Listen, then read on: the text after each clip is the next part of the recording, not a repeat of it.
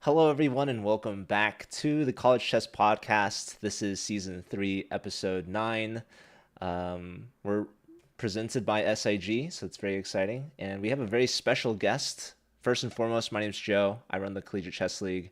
I'm joined by Max once again, my lovely co host. And our special guest today is the one and only. He really doesn't need any introduction. You all know him. International master and chess sensation, celebrity, international superstar, Eric Rosen. Eric, welcome. Glad to have you. Thanks so much for having me. It's great to be here. Yeah, so Max was already questioning you as he does, getting into it already. So what were you guys just talking about? I We're guess I talking just about a lot of juicy things, some of which are probably not appropriate for Wow. this live discussion. But well, what was the most recent thing? The team the most chess? yeah, team chess battle. I was asking you about team chess battle because it people were really loving the teams and I feel like you'd be great for it. But yeah, did you catch any of it? The finals coming up soon.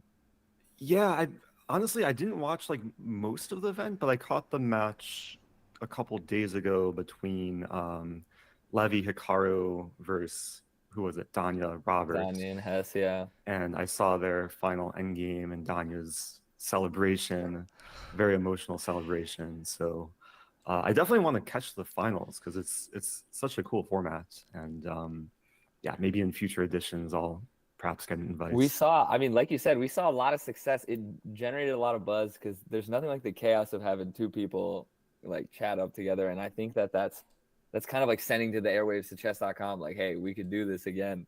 So I have to ask naturally, if you could choose, who would be your teammate? No Magnus is allowed. Yeah, I've been asked this like several times recently on my stream, and like the first person that came to mind is Yasser Seirawan Wow. because like he would not get upset at me if I mess up, Aw. and I feel like okay, maybe we wouldn't do so well against the top teams, but Aw. it would be a fun experience, and I'd learn a lot from him. And you guys Dude, would that crush would it, be I'm sure. But I have to Thanks, ask Ben. the follow-up. If you had to choose a teammate that was lower rated than you to be the hand and you're more Oh, their teammate, who would you choose? well, you know who's slightly lower rated than me, at least FIDE rating, is Levi Rosman. I was gonna say So Mmm, maybe Levy. I have to Levy. poach him from Hikaru, and Wow. I think he would actually be a good teammate because we're around the same level, but we have very different styles. Like he's way more tactical, aggressive. I'm a bit more positional, at least when it comes to like more serious chess. So I think we would work well together. That's Um, Yeah, that's interesting because you guys normally are competing against each other in like the I am not a GM, so maybe they make that tournament a team format and you guys I think would be kind of a dream team. yeah, yeah, maybe someday it'd be fun. Have you guys ever teamed up together and maybe like I don't know, there's also Bug House, there's Hand and Brain, there's other kind of chess team formats like that. Yeah, I can't recall like playing Bughouse with Levy. I'm sure we did Hand and Brain at some point in the past. I mean, we've played tennis together, but it was more singles, Uh, ping pong too. So, I'm sure you're the yeah, favorite. in tennis, yes. But he's pretty good for just being a casual player. Like we'd have good rallies.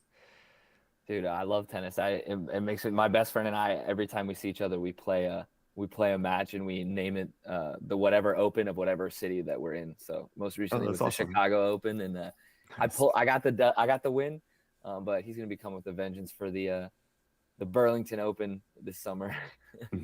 Yeah, there's a lot of chess players that play tennis. It's like it's one of these sports that somehow kind of has nice crossover between chess players.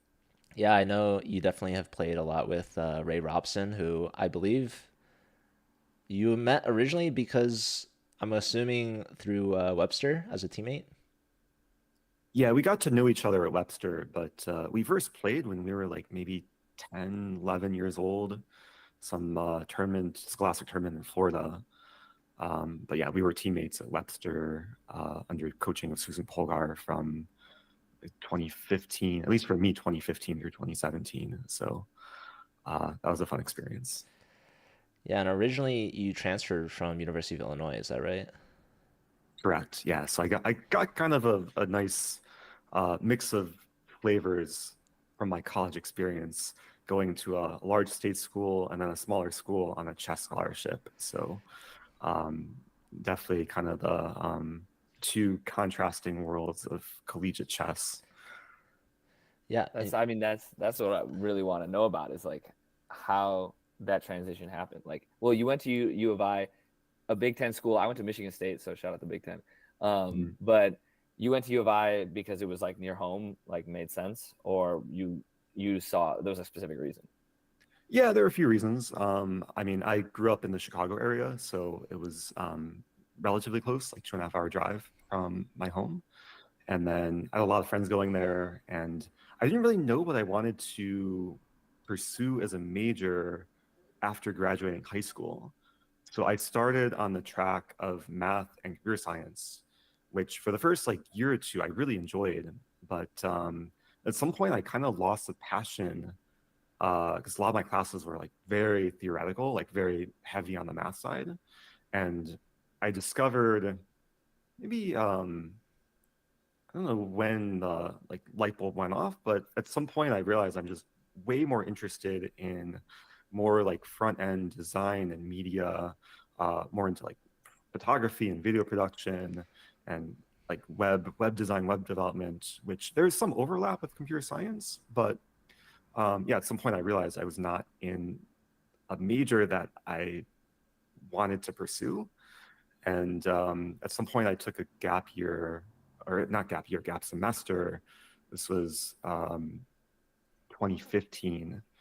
And I started looking at other options, and Webster was on my radar because they have a very good chess team, and they offered me a chess scholarship, and they had a major that University of Illinois didn't have, which is called interactive digital media, and that encompassed pretty much everything I was interested in between web design, photography, video production, UI, UX, and it ended up meshing very well with what I do today as a content creator. You talk about a puzzle piece, like Yeah. really. So you were playing chess though this entire time, right? Like that's why Webster found you because you were working towards, I guess, the IM title at the time. Yeah, I was still very active, and actually at University of Illinois, we had completely run student chess program. There were no chess scholarships. We didn't have a chess coach, but we had a lot of passionate players. I was board one for their team, and we actually managed to qualify for the final four of college chess in back-to-back years in 2013 and 2014. So it was actually pretty big success competing with the teams that had scholarship players and coaches and everything. that is So really actually incredible. I don't think that's something that could very easily be done these days. yeah, these days, I mean, it's I think a lot more competitive with how many schools now offer chess scholarships and have like formal programs. At, at Might be least a lot. six that I know Hmm. in the US. Okay, There's three in Missouri, Webster being one of them, and three in Texas. Texas, yeah, Yeah. and UMBC also used to. I don't know if they still do. Yeah. Yeah, definitely they're a historical powerhouse Mhm. in college chess. These days, less so that I am aware of. But okay, so you guys qualified for Final Four back-to-back years. And then when you played for Webster, did you guys also make it to Final Four? Yeah, so at Webster, I was board four on their C team. Oh wow. At least my last year competing at Pan Am's, so it was a big Big. change. I was like, wow, that's quite Um, the change. but yeah, the few years I was there, the A and or B team would finish in the top four at Pan Am's and qualify. But I didn't actually go to a Final Four for Webster because I was not within the top whatever 8 players on the team. Yeah. But it was great to be like one of the lowest rated players in the room when training because I've just learned so much from all the team members, and everyone kind of shares their opening preparation and kind of shares how they think through positions. So it was a great learning experience. That's awesome. And back when you were a student there, did they have a rivalry against like St. Louis University still? Like, did they have that scholarship team in place, or was that later? Yeah. St. Louis University, I think, had just started their program around that time. So I think there was definitely some element of like crosstown rivalry. But at that time, there was like so few collegiate competitions. Like there was no collegiate chess league. And it was really just the two big tournaments of the year between the Pan Ams and the Final Four. So I'm a little bit sad I missed out on like all the online stuff that's happening now, thanks to you guys. So yeah, it would be nice to go back in time. I mean, we could start an alumni league. It'd be fun to play with the Webster Mm, alumni, right? Like that'd be a pretty stacked team. that would be, yeah, that would be super cool. Yeah, but, Is we that get allowed? Wesley That's back. I mean, you guys would be probably the favorite. I don't know. Like SLU is still relatively young. Like, um, I think Bach has been played on the SLU team since like the start of the CCL, which has Mhm. been like 4 years now. Um, but yeah, Webster alum. I mean, obviously Ray Robson. Like you guys have Liam Lee, who's now the coach. I mean, I could keep going. There's Ilya Nizhnik, right? Nizhnik, Shimanov, Bailey, and there's probably at least a dozen players within the top like 200 in the world who went to Webster. So yeah, we could start an alumni league just so that Eric can keep playing. Or Eric, you could go to grad school. Yeah, there we go. Get a Yeah, PhD. that's not on my to-do list. I was pretty much done after getting my undergrad, but Yeah, who knows? Maybe I'll have a change of heart in just to a join the decade or so. CCL. Yeah.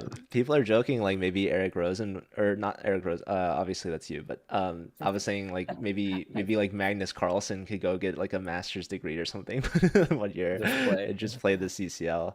That'd be really funny. So actually, like before I attended Webster, like I heard some discussion of Magnus potentially considering going to college in the U.S. Yeah, he visited Webster a few times and like met the provost and chancellor at the university. And Wow. Dang, like dude, our yeah, someone was saying that his dad really wanted Magnus to like get a we college gotta degree. convince him. 1 year of CCL for Magnus, that'd be Just huge. was. I mean, yeah, Webster. That's in a different universe. You could have been teammates with Magnus.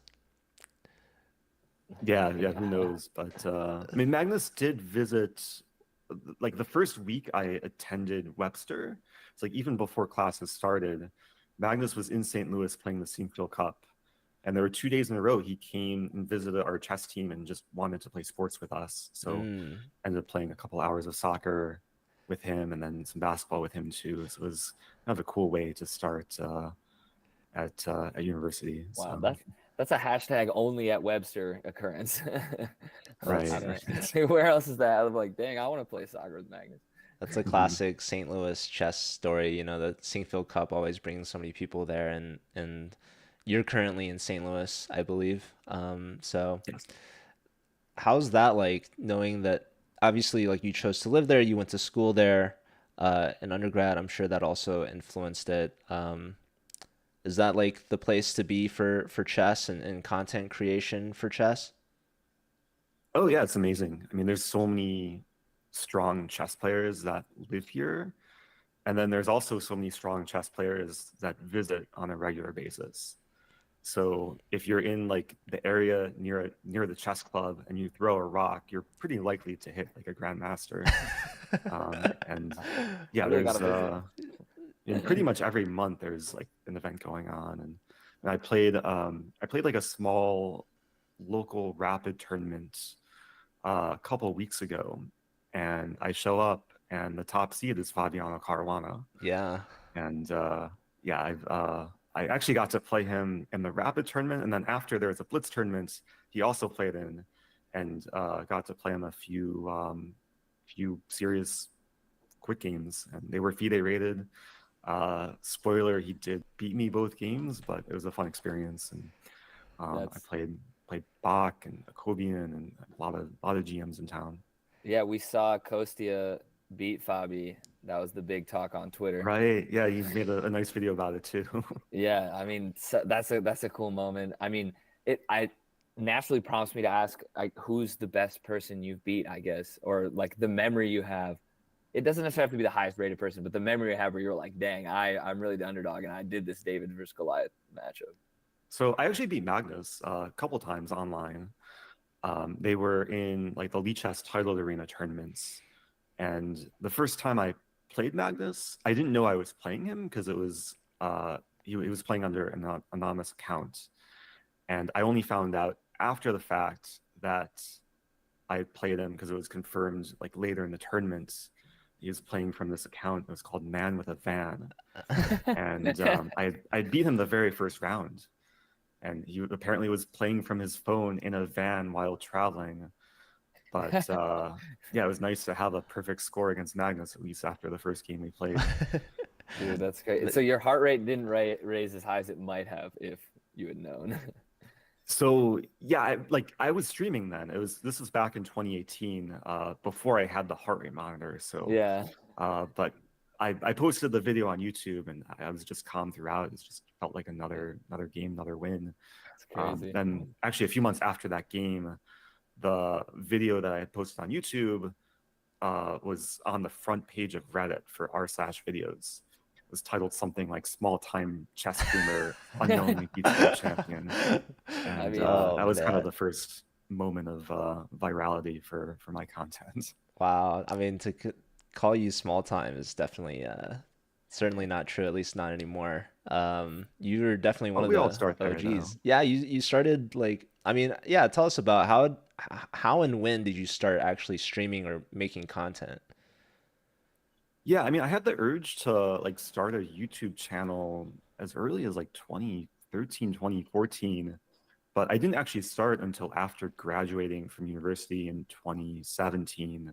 It's like probably around October 2017.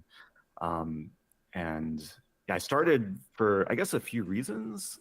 First, I had a lot more time because I wasn't actually going to class, and I had time to pursue some side projects. And I was coaching a lot, had a lot of private students, and I figured that if I do video content online, I can just teach more people at a time, provide more value to a larger audience. So yeah, when I got into it, I really enjoyed it. There were a lot of like technical hurdles in the beginning with just the stream setup and streaming on like an old MacBook Pro that was very laggy and glitchy. But yeah, just over time, the audience grew and eventually it turned into a pretty sustainable career. So super grateful for it. Yeah, well, you definitely have the work ethic and the personality to have success there. And mentioning starting out on a MacBook Pro reminded me of when I started streaming, and this is actually maybe a lesser known fact about me is that one of the first people that I ever reached out to for advice on how to stream was actually you. And at the time, I was just a I remember viewer. that. You Mhm. were actually, I think, my fourth ever follower on maybe like third. I think Chuck Molden in the chat, Bughouse player and streamer, he might have been my first follower ever because I mentioned like in chat Wow. someday that I was going to start streaming. And I remember I asked you like on stream on Twitch chat, like, hey, can you help me like start streaming on like OBS? Like, I don't know how to use it with like Mac or whatever. Because I noticed your cursor, like you were streaming on Mac, which I think is kind of rare or less common. And so, Especially back in the day when like the streaming software was not built for Mac operating system. Not at all. yeah. Well, what's crazy is you like didn't really know who I was. I was just some random viewer, and you set up like a Skype call with me. Like, Back when what we up? used Skype, yeah. Yeah, this is Sky. obviously, pre-pandemic, pre like Zoom being the predominant meeting platform or whatever. But yeah, Eric, so huge shout out to you for helping me get on my feet. Yeah, I'm glad that it led to you like blossoming as a like pretty notable figure in the chess community. I don't think I can take full credit, but yeah, I'm glad I helped with the early guidance. Yeah, Yeah. I gotta ask with all the content creation, like you're an IM now, obviously. So naturally the question is, content creation, GM, is it possible to accomplish both of these goals? Or is it true that like you'd have to take a hiatus if you ever wanted to achieve that? And I guess do you want to? I mean, like I think you've accomplished enough already. You don't have to, obviously. Yeah, I get this question a ton. Like people see my username and they ask when am I going to become a GM? And realistically, it would take several years of just full devotion to studying and playing. And I would have to take a break from content if I really wanted to pursue GM. And at this point, it's not really worth it for me. Of course, I still have the ambition to keep learning, keep improving, but I'm not really chasing the actual title because my FIDE rating currently is around like 2360. I don't have any Grandmaster norms.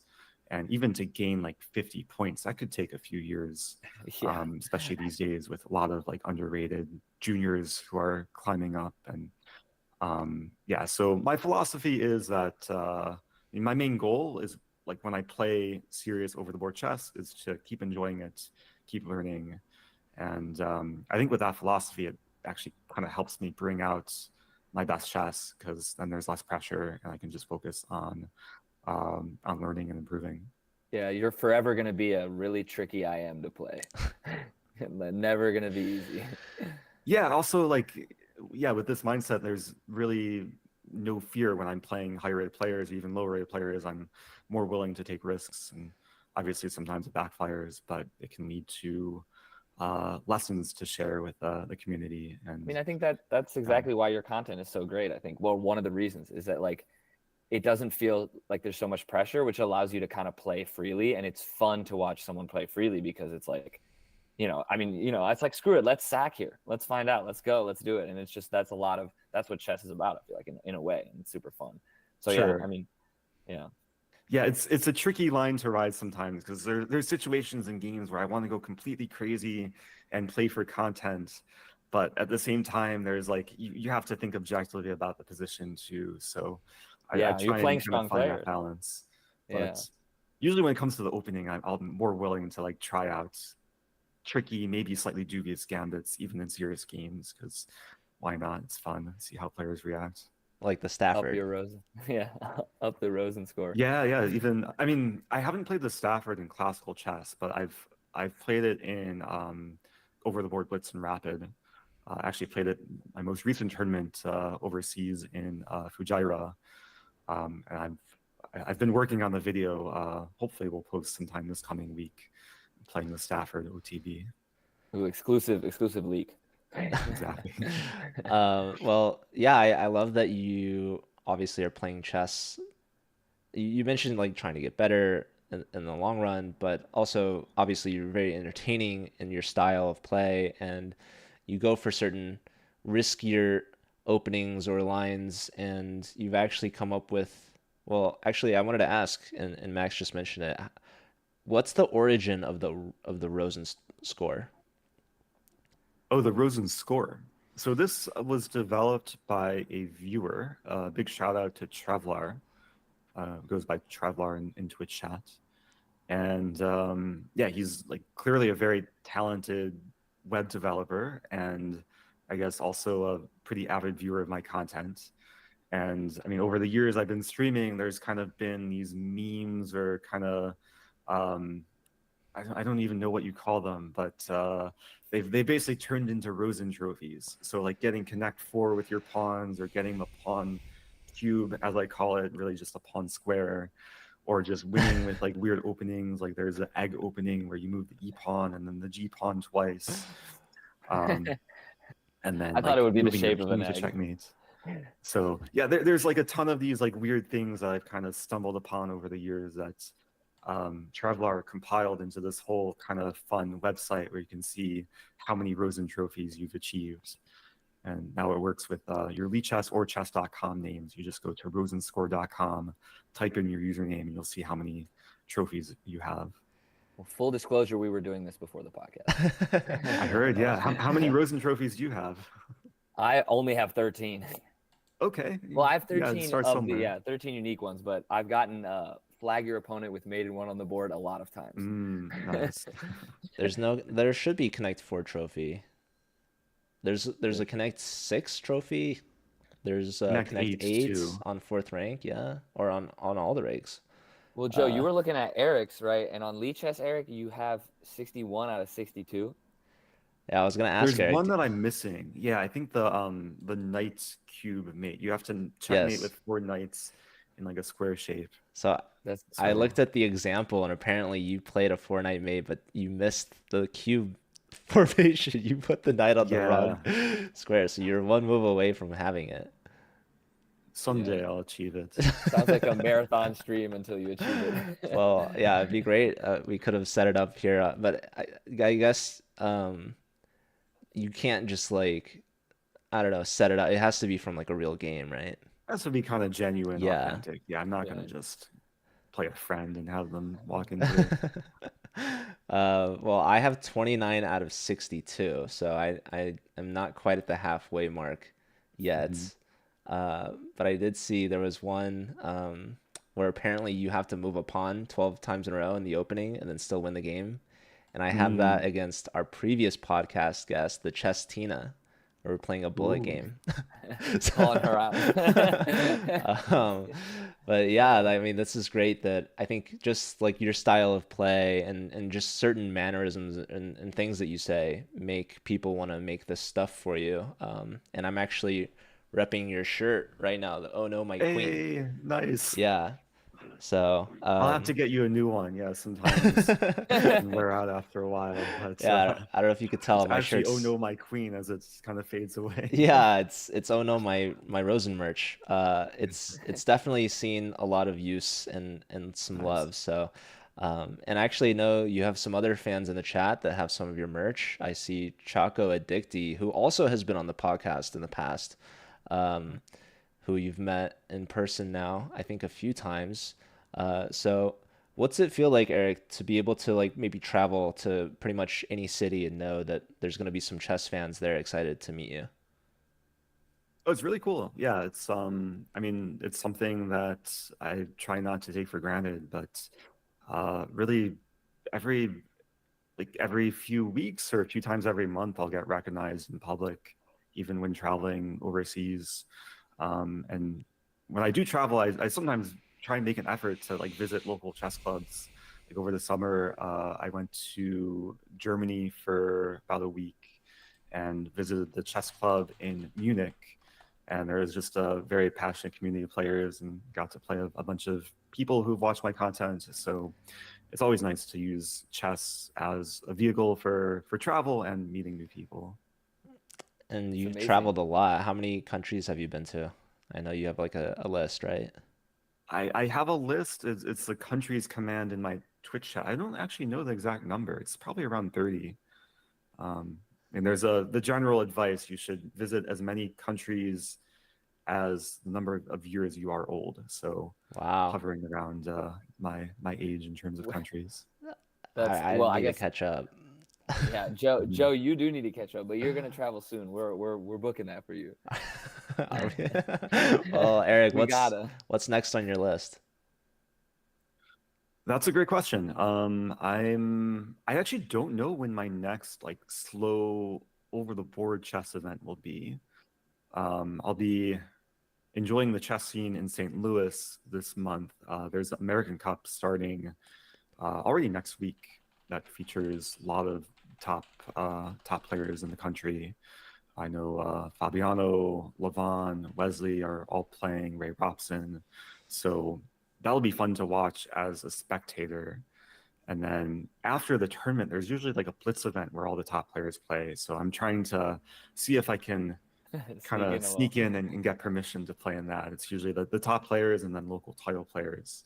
So that'd be super cool to play with a lot of super GMs in the section. We had And then a next month is candidates too. yeah, So I was gonna Right, ask. yeah, and I saw they announced today that all the players got their visa, so no need to move the tournament to a B-Day is location. definitely a very organized organization. Yeah, yeah, pulling a lot of things together last minute, it seems like. Nothing like tweeting for help. Of course, yes. Eric, we had a viewer question. Are you going to see the candidates in person? This year, I don't have any plans. No, I'll be watching virtually, probably like many of the viewers who tune in online. So um, maybe sometime in the future, it'd be cool to actually see candidates in person. But yeah, it's nice kind of being in the comfort of my own home, and maybe Yeah. I'll do some streams with my own commentary. And I think there's going to be a lot of live channels covering the tournament, so it should be fun to watch. There's going to be a lot of hype. A lot of hype. We're Yeah. we're excited for the Rosen recaps. You heard it here first. Hmm. So you've never been to a candidates tournament, and I think you also mentioned before the stream that you've never been to TwitchCon. I've not. No, I was very close to going one year. It was a few years ago that I had seen Danny Wrench in St. Louis.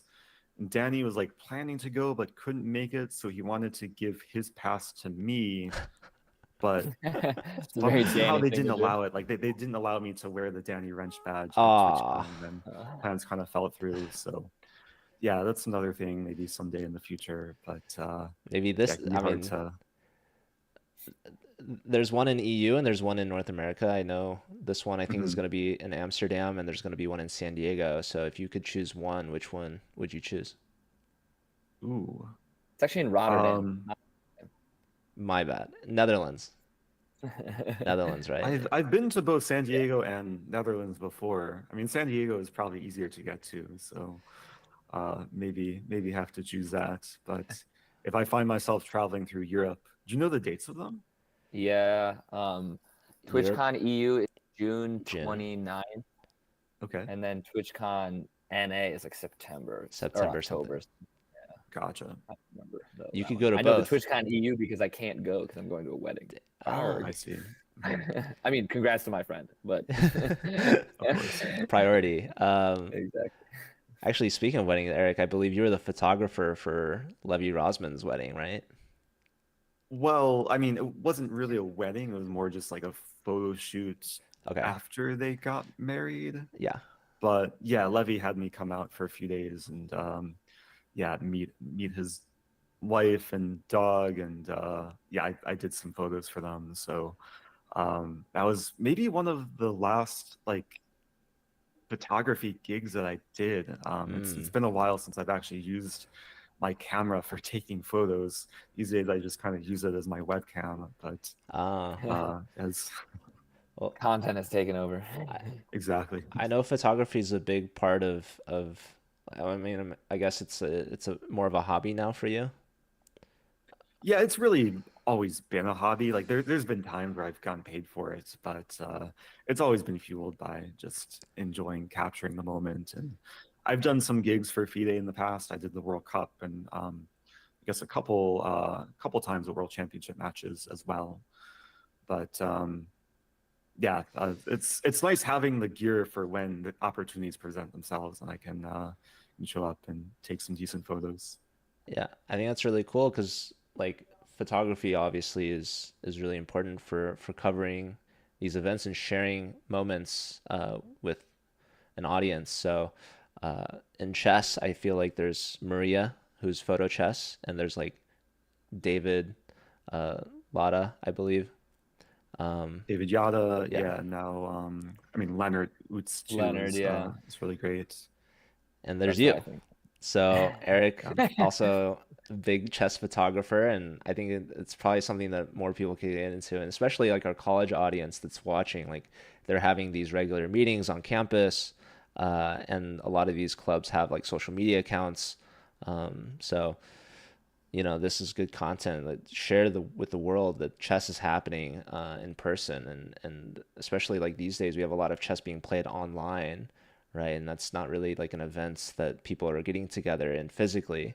Um, but obviously with the internet, it's a lot more convenient for these events to be held, to bring people virtually together like we are now in this call. Hmm. But actually brings me to this point. I wanted to mention Pro Chess League is an online tournament that it's recently been canceled, but the finals were in person and you attended that. So that was like a chess event that you went to.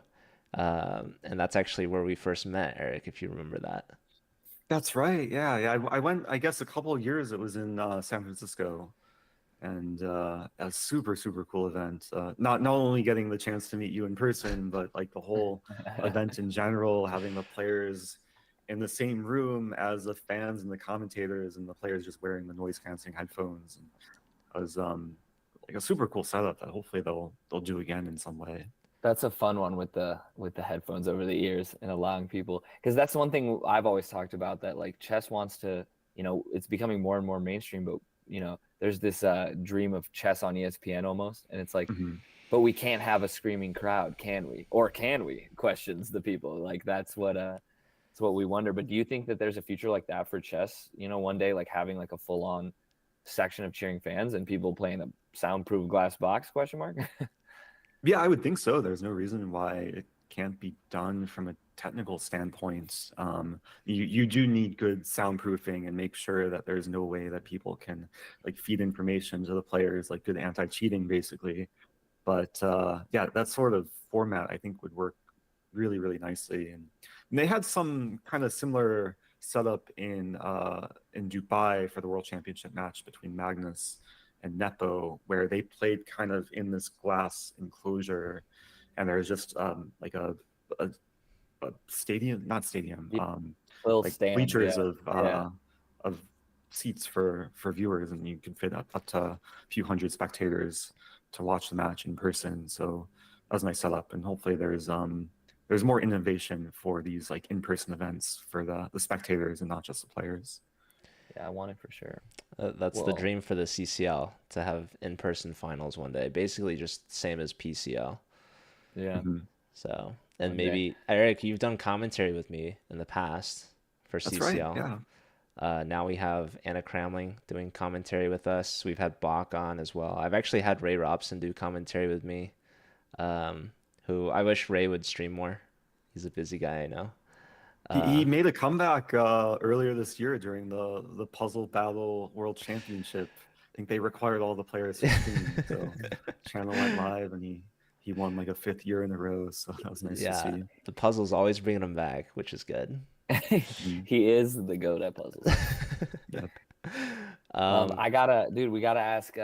Chess Carter's got a good question in the chat, and I wanted to ask it. Which chess master style, past or present, inspires you the most, or do you take the most inspiration from? Chess master style. That's an interesting question. I mean, I'm tempted to say someone like Morphy or Tall with like all the dubious gambits that I play online.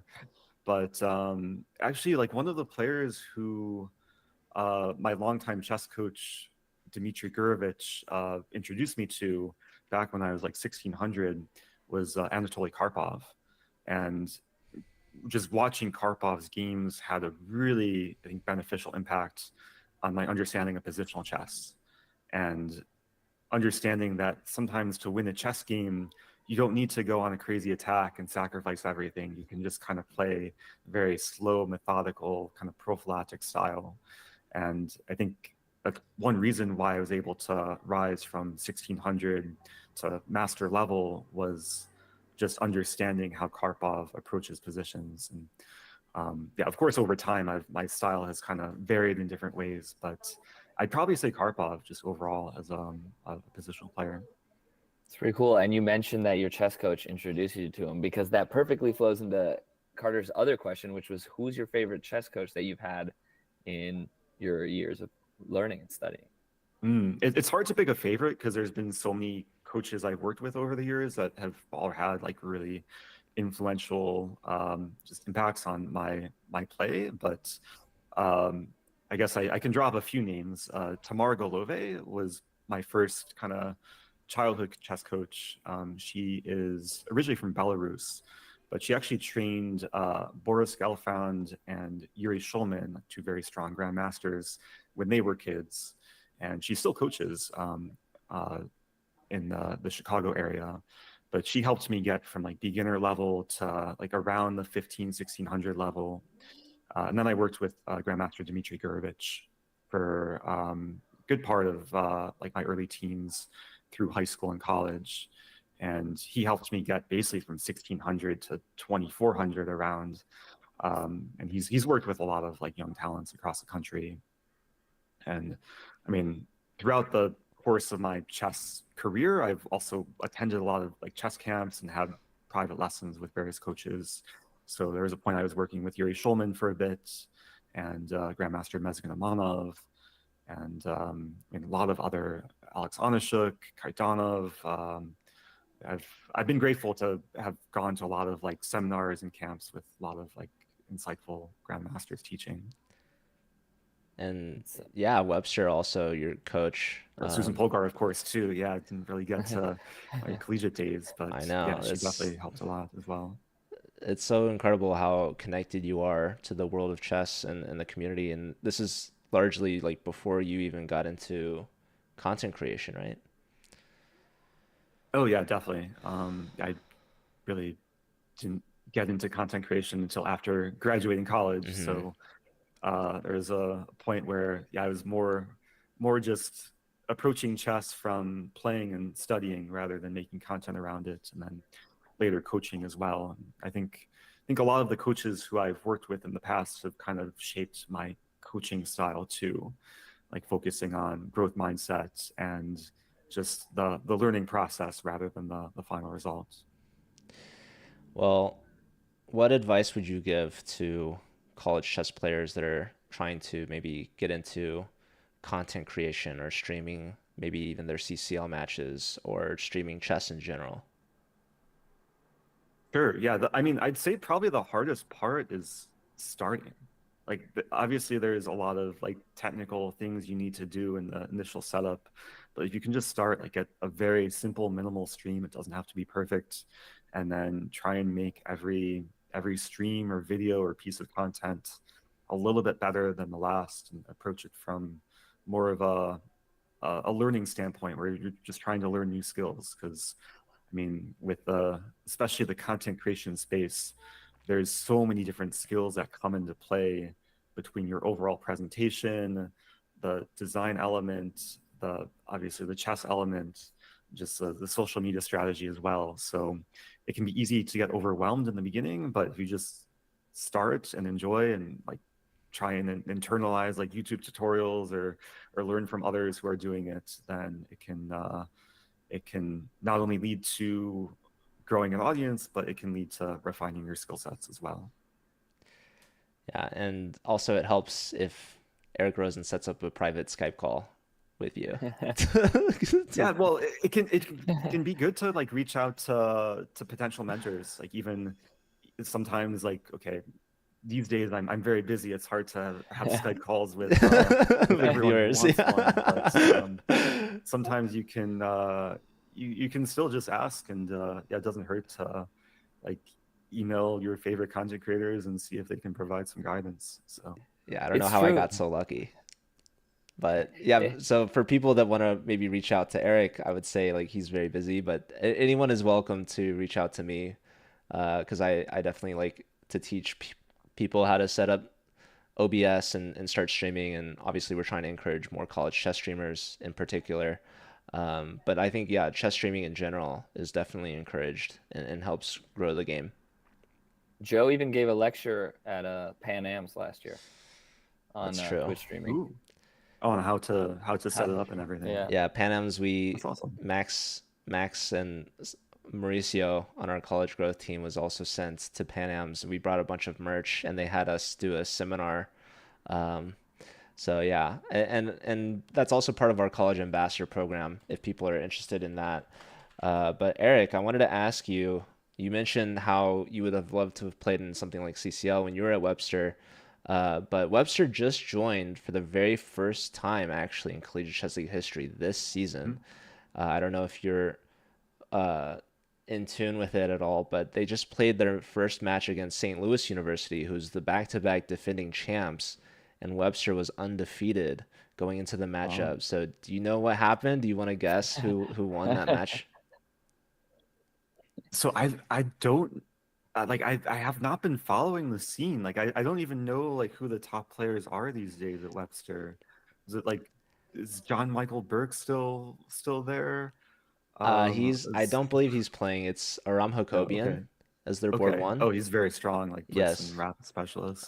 They have, I think, Harsha Baradakoti. Hmm. They have like Gregor Cantor or what's his name? Cantor. Grigelli? Regularly, Grigelli Cantor, yeah. yeah. Um, Their captain is, I don't know if you know CM Rui on Twitch, but David Oh yeah, of Drabinski. course. Yeah, Yeah, I've met him a few times in yeah, person. yeah. He's been their captain in board four when Nice, he's and he played. streams too. Yes, he does stream. Shout out to CM Rui. He might Shout be out. listening. But also Mhm. they have I am Anna Sargisian who's played also as board four. But yeah, they have a full team of four GMs. Slew's team is Bach, Theodoru. Um, those are the top two, and then they have, oh man, Then I'm there's a blanking slight. right now. They have Dan Basurin Batsurin, and they have Robbie Ah, yeah, Ketlishvili. from Mongolia, right? I believe that's right. Hmm. Okay. Yeah. So yeah, who do you think would win in that match? That's a tough matchup. Yeah, it's like watching a matchup at the Olympiad. Like there's teams Yeah, stacked with grandmasters, and it's hard to say. So, I mean, yeah, I've seen a lot of the SLU players recently in person because there was this 1000 GM invitational event at SLU, and then there's a Blitz tournament afterwards, and I saw I think it was Theodoru, Batsurin, I saw Bach at like another event, and they've all been playing a lot of like Rapid and Blitz recently. So I feel like they might be a bit sharper, just coming from over the board chess.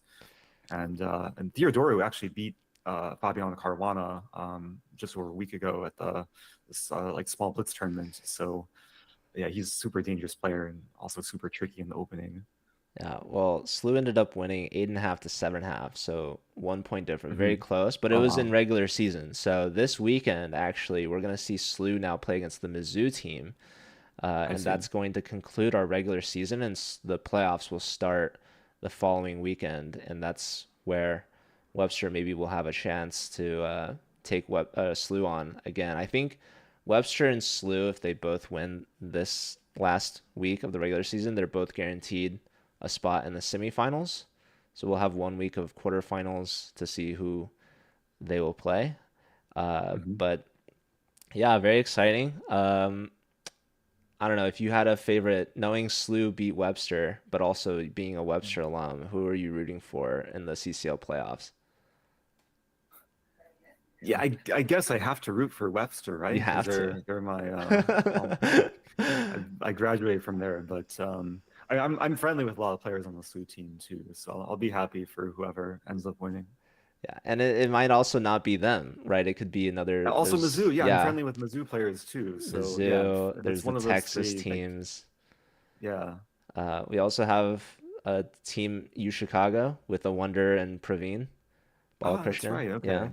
Uh, and hoping we can watch their match this weekend against Webster because that's who they play. So that'll be interesting. But we also have two teams Nice. internationally joining D1 this season. We have University of Athens and University of Prague. Oh, very nice. Yeah. So, anyways, yeah, college chess, fun, exciting stuff coming up. And Eric, it was nice to hear you reminiscing about Webster and your time there. And I actually saw a video recently you played against Irene, who I think was also your teammate. That's correct. Yeah, we were two of the international masters on the team, like the lower end of the roster. So yeah, there we I mean we had like a nice base of players who were not GMs. There was also like Vitaly Niemer and Katerina Nemtsova and like a few IMs who were trying to improve their game. So it's nice to still be connected with so many people who graduated from there.